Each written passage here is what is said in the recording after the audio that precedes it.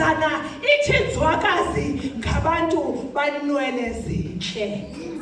Senixalela inkosazana xa nibona ithi nzwakazi ngumuntu uncumo oluhle. Senixalela inkosazana xa nibona ithi nzwakazi ngumuntu unhliziyo emnene.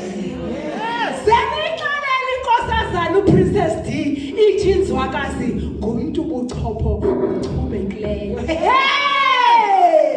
Kahleni bantwana besizwe simnyama kahleni. Kahleni izinkosazana kahleni. Ndibavile besithi inhliziyo zenu sigaya isibozi. Ithi nzwakazi zinikele kumoya oyingcwele umpholisi.